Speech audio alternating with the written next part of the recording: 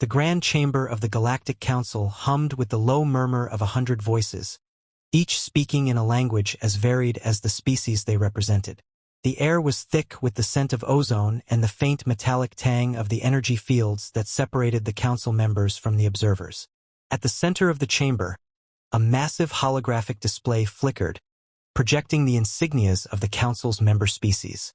The topic of the day was humanity, a species that had, in a mere handful of galactic cycles, gone from being a curiosity to a concern. The council had convened to discuss the growing reports of human expansion and their seemingly insatiable drive to explore, colonize, and innovate. To many, humanity was a puzzle, a species that defied the norms of galactic evolution. They were not the strongest, nor the fastest, nor the most technologically advanced. Yet, they had a way of turning the tide in their favor, often in ways that left their adversaries bewildered and defeated. As the council's presiding officer, a towering Zorathian with iridescent scales, called the session to order, a ripple of unease passed through the chamber. The Zorathian's voice, deep and resonant, echoed off the walls. "We are here to address the matter of humanity and their potential threat to galactic stability. Reports from the outer colonies suggest that their influence is spreading faster than anticipated. We must decide how to proceed." Before the council could begin its deliberations, the heavy doors at the far end of the chamber slid open with a hiss. All eyes turned to the figure that entered, a being whose presence commanded immediate attention. It was an alien, but unlike any other in the chamber. Its body was covered in scars, some old and faded, others fresh and raw. Its exoskeleton, once a gleaming armor, was now pitted and cracked. One of its 4 eyes was missing, replaced by a crude cybernetic implant. This was a warrior, a veteran of countless battles, and its appearance sent a wave of murmurs through the chamber. The Zorathian officer raised a hand, silencing the room. "Identify yourself," it demanded. The veteran stepped forward, its movements slow and deliberate, as if every step caused it pain. When it spoke, its voice was a gravelly rasp, each word carrying the weight of experience. "I am Commander Kreldar of the Vraxian Dominion. I have fought in more wars than I can count, on more worlds than I care to remember. I come before you not as a conqueror, but as a witness to the folly of underestimating humanity, and especially their women." The chamber erupted in a cacophony of voices. Some council members laughed, others scoffed, and a few leaned forward, intrigued. The Zorathian officer slammed a fist on the podium, restoring order. "Explain yourself, Commander. What do you mean by this?" Kreldar's remaining eyes swept the room, taking in the faces of the council members. "I mean," it said, "that if you value the survival of your species, you will never, under any circumstances, start a war against human women. I have seen what they are capable of, and I am here to ensure that no one else makes the same mistake my people did." The room fell silent. The Zorathian officer gestured for Kreldar to continue. The veteran took a deep breath, its chest rising and falling with the effort. "It began with a routine mission. My fleet was sent to a remote system on the edge of human space. Our intelligence suggested that the humans had established a small colony there, one that could be easily subdued. We were confident, arrogant, even. We had faced countless species before, and none had posed a significant challenge. Why would this be any different?" Kreldar paused, its gaze distant, as if reliving the memory. "When we arrived, we found the colony. It was small as expected, but there was something unusual about it. The humans there were mostly women. We assumed they were civilians, perhaps scientists or engineers. We thought it would be an easy victory. We were wrong." The veteran's voice grew quieter, but the intensity of its words held the council's attention. "The moment we landed, they attacked, not with the brute force we expected, but with precision, cunning, and a ferocity that defied all logic. They used the terrain to their advantage, setting traps and ambushes that decimated our forces. They fought not just with weapons, but with their minds, outthinking us at every turn. And when they ran out of ammunition, they fought with their bare hands. I saw one human woman take down 3 of my best soldiers with nothing but a knife and sheer determination. The chamber was utterly silent now. Kreldhar's words hung in the air, heavy with implication. We retreated, but the damage was done. That skirmish was just the beginning. Over the next few cycles, we faced human women in battle after battle. Each time, we underestimated them. Each time, we paid the price. They were not just warriors, they were strategists, leaders, and innovators. They adapted to our tactics faster than we could devise new ones. And they did it all with a sense of unity and purpose that we could not comprehend. The Zorathian officer leaned forward, its expression unreadable. And what of their men? Were they not involved in these battles? Kreldhar shook its head. Their men fought bravely, yes, but it was the women who led the charge. It was the women who inspired their people, who devised the strategies, who turned the tide of battle. They were the heart and soul of humanity's resistance. And they were unstoppable. The veteran's words lingered in the air, a stark warning to all who listened. The Zorathian officer leaned back, its scales shimmering as it considered the implications. You speak of human women as if they are a force of nature, Commander. Surely, they cannot be as formidable as you claim. Kreldhar's gaze hardened. Do not make the same mistake we did. Do not underestimate them. If you value your species, if you value your lives, you will heed my warning. Never start a war against human women. The cost is too great. The chamber remained silent, the weight of Kreldhar's words settling over the council like a shroud. The Zorathian officer exchanged glances with the other members, their expressions a mix of skepticism and unease. Finally, it spoke. We will take your testimony under advisement, Commander. But know this, the Galactic Council does not make decisions based on the words of one individual, no matter how compelling their story may be. Kreldhar nodded, its expression grim. I have done my duty. The rest is up to you. With that, the veteran turned and left the chamber, its footsteps echoing in the silence. The council members exchanged uneasy glances, the seeds of doubt planted firmly in their minds. The session adjourned, but the discussion was far from over. The question lingered, unspoken but undeniable. What if Kreldhar was right? And what would happen if the council chose to ignore his warning? The Galactic Council's decision to ignore Kreldhar's warning was unanimous, though not without debate.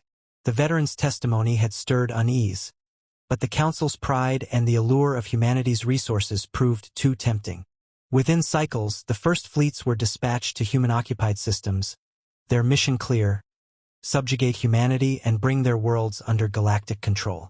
The council's confidence was unshakable. They had the numbers, the technology, and the experience.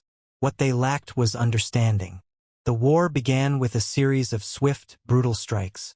Human colonies on the fringes of their territory fell quickly, their defenses overwhelmed by the sheer firepower of the Galactic Coalition.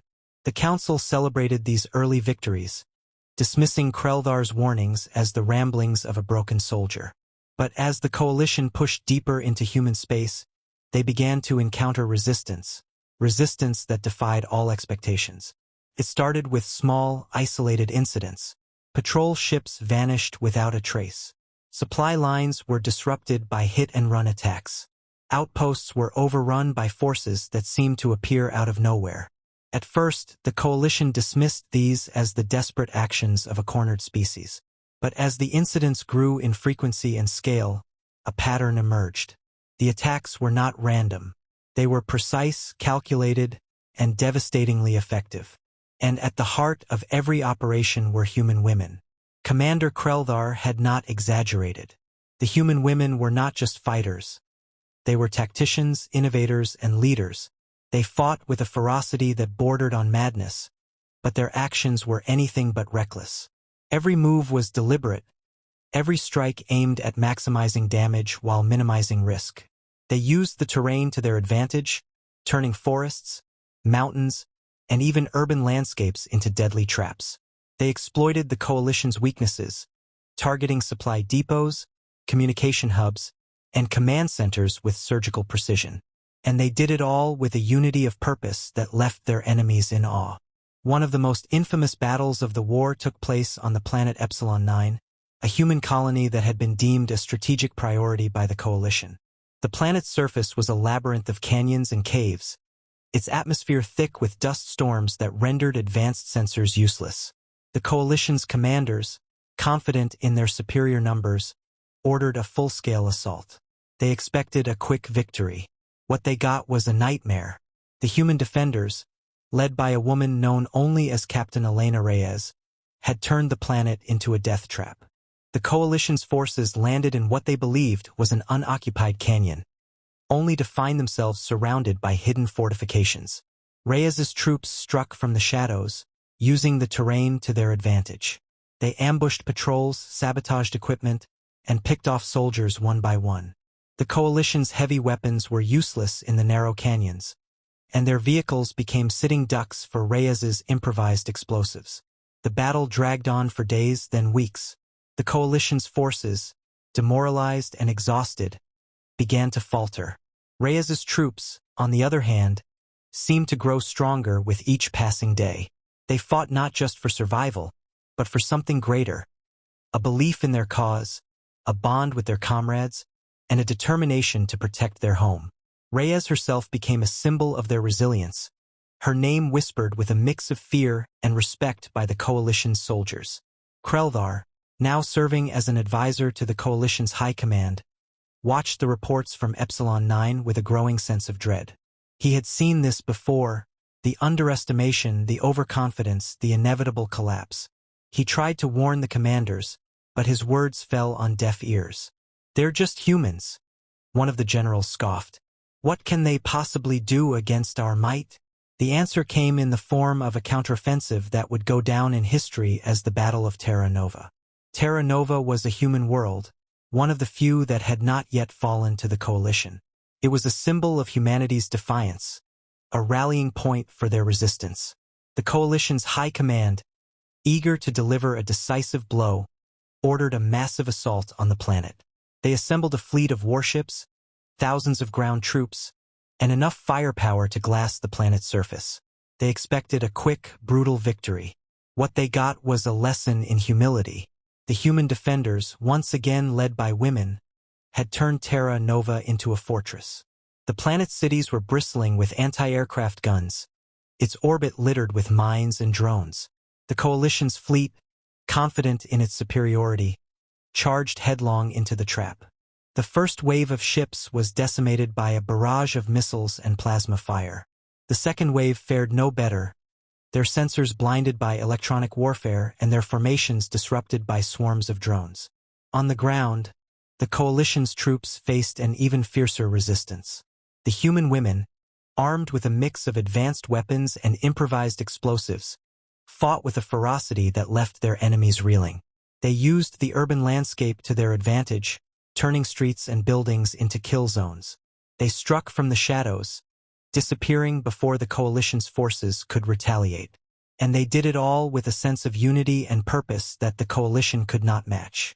Krelthar, watching the battle unfold from a command ship in orbit, felt a growing sense of despair. He had seen this before, the overconfidence, the underestimation, the inevitable collapse. He tried to warn the commanders, but his words were ignored. "We have the numbers," one of the generals insisted. "We have the firepower. We cannot lose." But lose they did.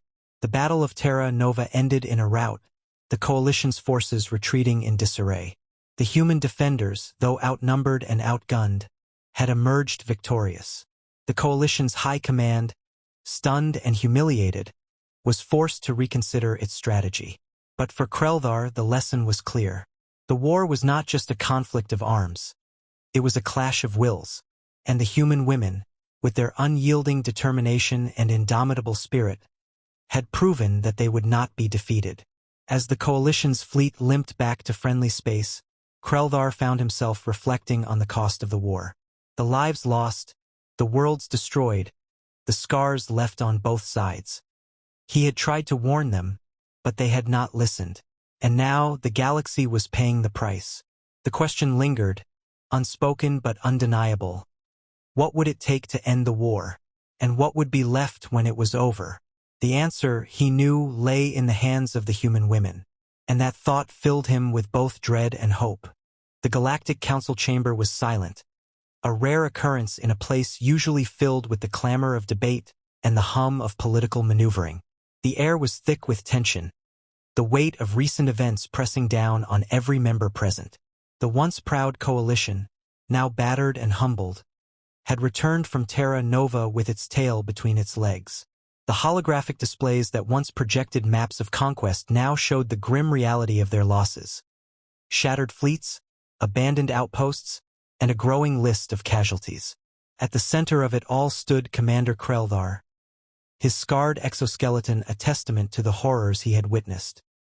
He had been summoned to address the council once more, this time not as a warning voice but as a harbinger of reckoning.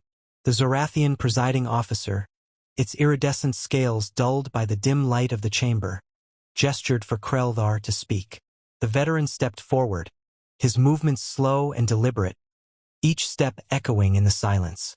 When he spoke, his voice was low but carried the weight of undeniable truth. "You did not listen," he began, his words cutting through the stillness like a blade.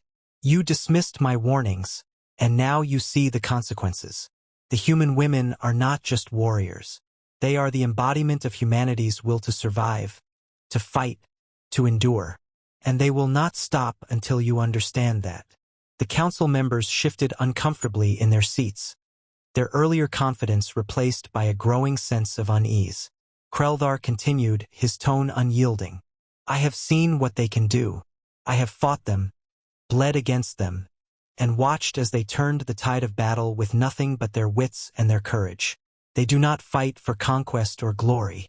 They fight for their homes, their families, their future, and that makes them unstoppable." The chamber remained silent, the weight of Krelthar's words sinking in. The Zorathian officer leaned forward, its voice tinged with a rare note of uncertainty. "What would you have us do, Commander? Surrender? Abandon our claims and retreat like cowards?" Krelthar's gaze hardened. "I would have you listen. I would have you understand that this war is not one you can win. Not through force, not through numbers, not through technology. The human women have shown us that. They have shown us the cost of arrogance, the price of underestimation. And if you continue down this path, the cost will only grow." Before the council could respond, the doors to the chamber slid open once more. This time, it was not a lone figure who entered but a delegation. Human women, their presence commanding immediate attention. They moved with a quiet confidence, their eyes sharp and their expressions unreadable. At their head was Captain Elena Reyes, her name now whispered with reverence and fear across the galaxy. She stepped forward, her gaze sweeping the chamber before settling on the Zorathian officer. "We are here to deliver a message," she said, her voice calm but carrying an edge that sent a shiver through the room. "A message that your commander Krelthar has tried to convey, but one you have refused to hear. We do not seek war. We do not desire conflict. But if you continue to threaten our people, our homes, our future, we will not hesitate to destroy you." The chamber erupted in a cacophony of voices, some outraged, others fearful. The Zorathian officer raised a hand, silencing the room. "You speak boldly for one who stands in the heart of our power," it said, its tone a mix of challenge and curiosity. "What makes you think we will listen now, when we have ignored your kind before?" Reyes's lips curved into a faint, humorless smile. "Because now you have seen what we can do. You have felt the sting of our resolve, the weight of our determination. And you know deep down that you cannot win. Not against us. Not against the women who have fought and bled and sacrificed to protect what is ours." Krelthar stepped forward, his voice cutting through the tension. "She speaks the truth. I have seen it with my own eyes. I have felt it in my bones. The human women are not just fighters. They are the heart of their species. And if you value your survival, you will heed their words." The council members exchanged uneasy glances, the reality of their situation sinking in. The Zorathian officer leaned back, its scales shimmering as it considered the implications. "And what do you propose, Captain Reyes? What terms do you offer?" Reyes's expression softened, but only slightly. We offer peace, a chance to end this war before it consumes us all. But know this, if you betray that peace, if you threaten us again, we will not hesitate to finish what we have started. And next time, there will be no warning. The chamber fell silent once more, the weight of Reyes's words settling over the council like a shroud. The Zorathian officer exchanged glances with the other members, their expressions a mix of resignation and relief. Finally, it spoke. We will consider your offer, Captain Reyes. But know this, the Galactic Council does not make decisions lightly. We will need time to deliberate. Reyes nodded, her gaze unwavering. Take your time. But remember, every moment you delay is a moment closer to more bloodshed. The choice is yours. With that, the human delegation turned and left the chamber, their departure as commanding as their arrival. The council members sat in stunned silence, the reality of their situation sinking in. Krelthar watched them, his expression a mix of satisfaction and sorrow. You have been given a second chance, he said quietly. Do not waste it. The Zorathian officer nodded, its scales shimmering with a newfound resolve. We will convene to discuss the terms of peace. But know this, Commander Krelthar, your words have not fallen on deaf ears. Not this time. As the council began its deliberations, Krelthar stepped out of the chamber, his mind heavy with the weight of what had transpired. He had done his duty, but the cost had been high. The war had left scars on both sides, scars that would take generations to heal. But as he looked out at the stars, he felt a glimmer of hope. The human women had shown the galaxy the power of unity, of determination, of resilience. And perhaps, just perhaps, that was a lesson worth learning. The story of the war would be told for generations, a cautionary tale of arrogance and humility, of conflict and resolution. But for Krelthar, it was a story of redemption, a chance to right the wrongs of the past and build a future where such wars would never be fought again. And as he walked away from the chamber, he knew that the human women, with their unyielding spirit and indomitable will, would be the ones to lead the way. The galaxy would never be the same, and perhaps that was for the best.